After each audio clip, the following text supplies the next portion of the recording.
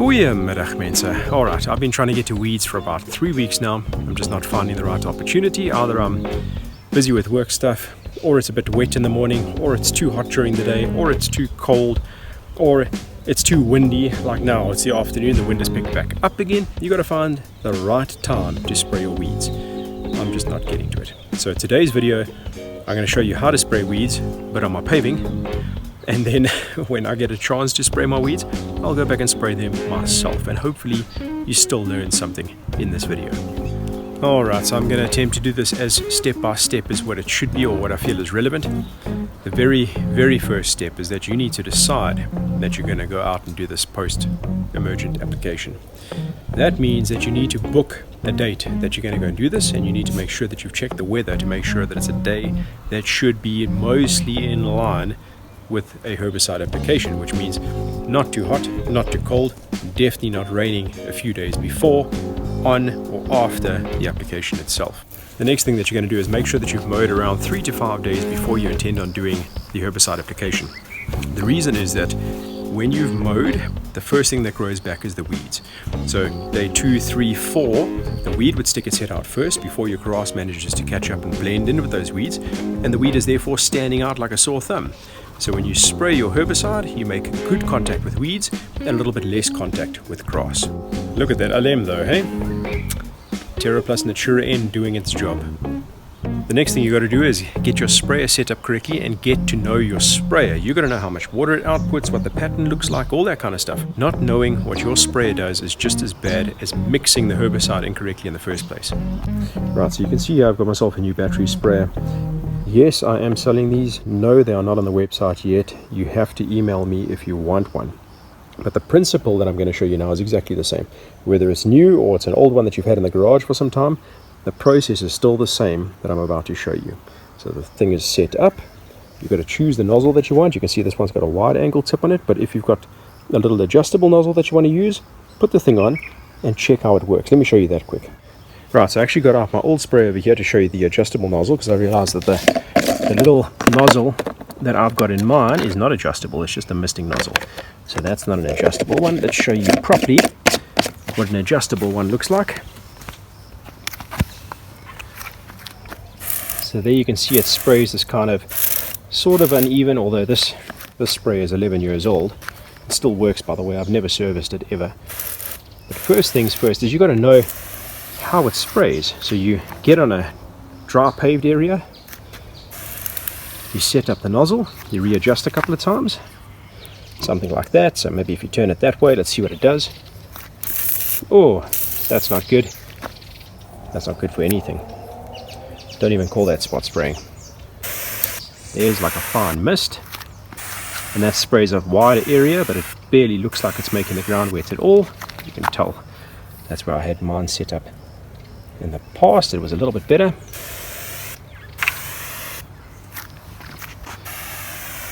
Anyway, you go and you do this a few times, just adjusting this nozzle until you get the desired output. And what you're looking for is that you don't want this to be a little fountain like what I showed you earlier on.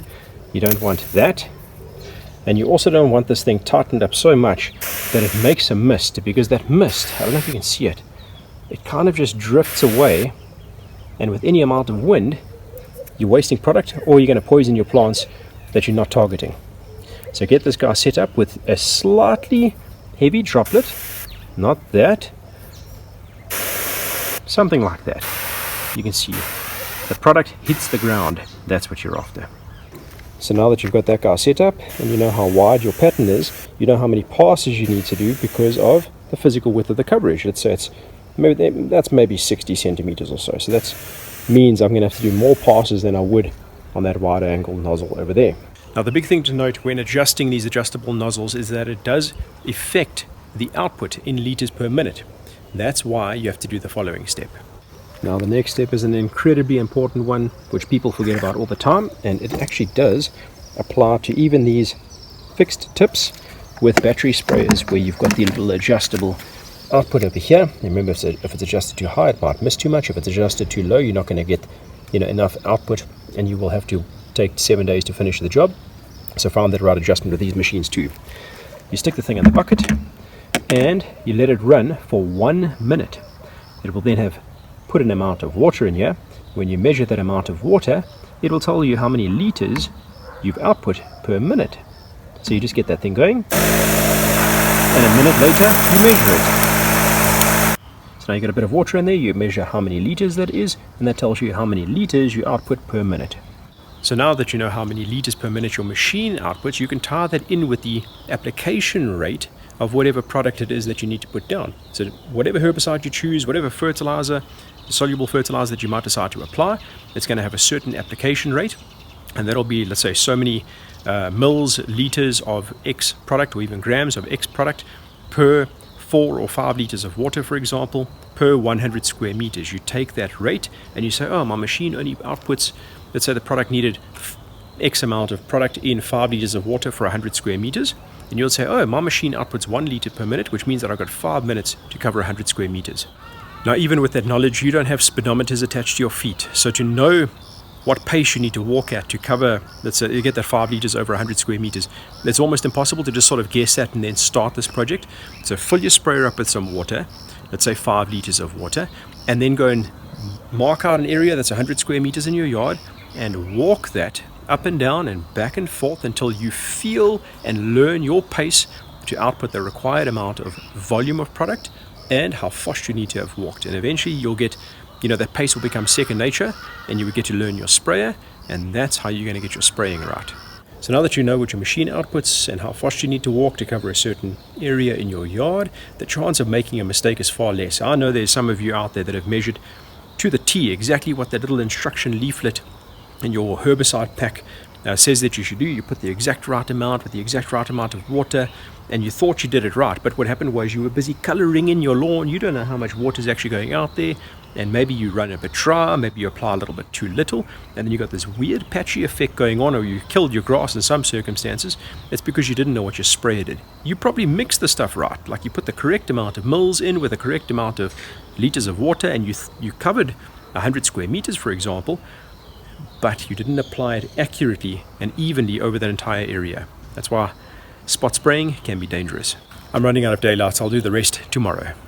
The very next thing that you need to do is measure your surface area that you intend on covering so that you can know how much product to purchase. So you measure out the length times the breadth, and that gives you surface area. If you've got funny circular shapes and all the rest of it, you can Google how to measure that. Sometimes I've got all these wiggly lines in my yard. I just take the length times breadth, average out those little wonky bits. Just do it the easy way. Irises are looking nice. Now the next thing you need to do is determine what weeds you have and also identify your grass type so that you can choose the right type of herbicide to kill those weeds in your grass. Remember, you don't want to kill the grass, just the weeds. So you need to purchase the right stuff to kill the weed, not your grass. I think I've said that enough times. Now, I luckily know how to identify most weeds, but it's impossible to know everything. So I cheat and use an app called Picture This. I'm sure you can get it on your app store depending on what phone you have. You take a photograph of the weed, you take a photograph of your grass, it tells you what the one is and what the other one is, and then you go out and you choose an applicable herbicide for the job. Now I categorize weeds into 3 groups, being broadleaf weeds, sedges, and grassy weeds. Broadleaf weeds are the majority of the weeds that you'll find in your lawn and in your flower beds. Then you get sedges, a little bit of a different looking kind of weed, and then you get grassy weeds, kind of look like grasses. They're the most difficult to get rid of usually. Let me try and see if I can pick out a few. Hopefully I've got a sedge somewhere as well, and then I can show you some stuff in my yard. I've been growing weeds just for you. Right, so here we have 2 different types of broadleaf weeds. They're both broadleaf weeds because they have broad leaves. So this one here stands up and this one here lays flat. In shorter grass, it'll grow closer to the ground and mix up with the grass, and then when you grow the grass taller, it tries to fight back by growing taller itself, and then it's able to see the sunlight better like that. Now both of them are broadleaf weeds because of this broad soft leaf, and both of them have it, whereas sedges look a bit different. Let me try and find one of those quick. Right, so I can't find any sedges, but I think I do have a video clip somewhere, or at least a photograph for you of how sedges look, and I'll insert into the video over here. The big thing is that it uses a different category of herbicide entirely, usually the active ingredient halosulfuron, the product from Syngenta that I use to control them, which seems to have done a very good job because I can't find them anymore, and I did have a problem with them not too long ago. about a year ago, can't remember now. That was Serbian. So just a good application of Serbian. Seems to have solved the problem long term so far. Anyway, let's look for some grassy weeds. Okay, I also can't seem to find any grassy weeds in the lawn, although I did do some manual removal and some videos some time back, so I'll try and pull out a couple of pictures of that too. So in my case, it seems that I have got rid of those grassy weeds by manually removing them, but often a good pre-emergent like Pen and Magnum can prevent them from coming up as well. But I think once you've got good control and once you've done the usual mow, water, fert, most weeds can be pressured out. So for example, I've been growing weeds against that wall by letting that section stay thin for a while, grow the weeds in the bed. They then wash the seeds out of the bed and into that little area over there, and then it starts to spread into the yard. So I've let the weeds grow in there. But generally speaking, the rest of the yard is in good shape because I make the grass put pressure on the weeds instead of the other way around. Mow, water, fert. So now that you know what weeds you have and what grass you have, you can go to your local garden center and you can tell them, I've got this weed and I've got this grass and I want to kill that weed in this grass, and the guys there can help you choose what herbicide to use for the task. If you're really not sure and you don't trust the guys, you can always send me an email if you're in South Africa, and I'll try and help you out that way. Right, so now that you've booked the day that you're going to spray, made sure that the weather is right, mowed 3 days before you intend on spraying, measured out your area, gotten to know your sprayer, purchased the correct amount and type of herbicide for the weed in your grass type, you can now go out and spray those weeds with confidence. And then lastly, just a few tips to help you further. So I'm sure many of you have heard that you should always be adding a wetting agent or some kind of surfactant to your herbicide mix before you go out and spray so that it can stick to the weed better. But some herbicides already contain a wetting agent. So don't go and add more unnecessarily. Read the label, understand what it is that you are using before you just go and add other stuff that you may have heard on YouTube to that mix. You could be causing yourself a big problem. Now, in the case of most pre-emergent herbicides, you're going to need to wash those into the ground. But with post-emergent, which is what we're talking about today, you're going to want to leave that on the leaf for some time. Give it at least a day, I say 3 days before you mow or water after you've applied the herbicide.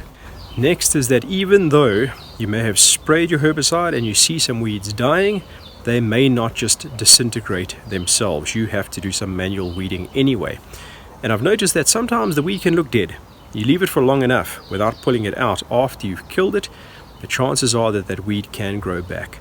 And you definitely don't want to spray a weed and not kill it first time, because if that weed accepts that herbicide and doesn't die from it, it can build resistance to it quite quickly. So every time you try and reapply, the weed is stronger against that herbicide. And the more you have to try and over-apply the herbicide, the greater the risk is that you're going to kill your grass.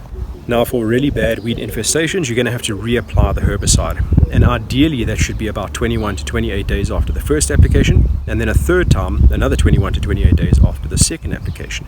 The reason is that there will always be weed seeds laying around, and you may have missed some of those weeds, or some of those weeds may not have died.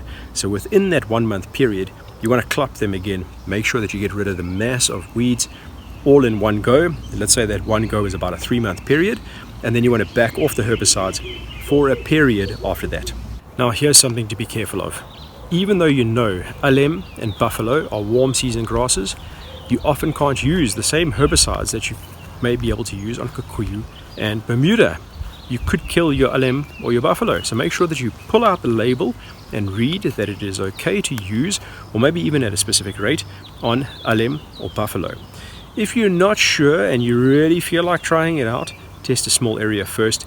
Give it a couple of weeks before you decide to do any application. Just see how that grass handles. And finally, the most important thing to remember when applying herbicides, or any ides for that matter, fungicides, herbicides, pesticides, etc., is that you need to make sure that you're wearing a face mask, all PPE if possible, but at the very least a face mask. I see guys wearing gloves and then they go out there in their flip-flops with no mask on a slightly breezy day.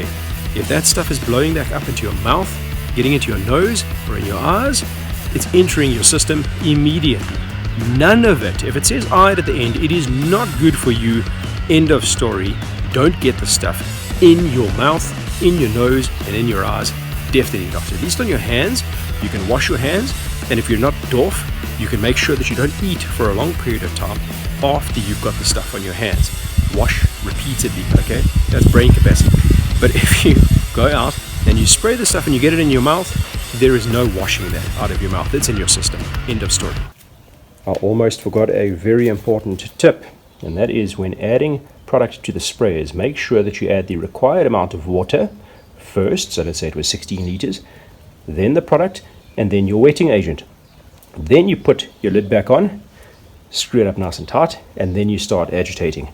Or if you've got something like a paint mixer, you can put it into the solution first, then mix it in the container, and then put the lid back on. Now the reason for that is if you put the product in first and then the water, it starts to vaporize, and when it vaporizes, you're breathing in potentially harmful substances. So don't let that happen. The other thing, which is just a bit of a nuisance and can also be a hazard to some extent, is that some products may start to froth or foam, and then you're going to end up pushing this plume of product, potentially poisonous product, back up and out of your sprayer. Then you've got to clean the sprayer and while we're at it, this is also where better products not only become more convenient for you but also safer. You can see this one has got like a little drip tray for every time you mess something over here. It drips, runs down through this little crevice over here, comes down through this little portion over here, and then there's a little, I don't know what you call that, like a little space over there, and poof, the water drips out from here. So it directs it away from you. Much safer. Alright, there we go. First mow and watering session done after I put down the herbicide. It's looking a little bit worse for wear in the middle, but that's because it's the middle of the yard, so it sees the most sun. I think it just got cooked a little bit further. That area that's looking brown over there, that's because my sprinklers, I moved them over to the one side. Now they don't get over there, so over catch 22, I have to run a new line down here. I do have sprinklers in the beds, and that's why this little patch over here is always so bloody green. That's because it gets like 3, 4, 5 sprinklers over this one little patch over here. But it shows you what water does, or how much you need water at this time of the year, eh? Anyway, that's it. Over the next couple of weeks, hopefully we see more weeds die, we get back up to normal, and then it's just maintenance, hopefully smooth sailing thereafter. We'll see you then. Cheers.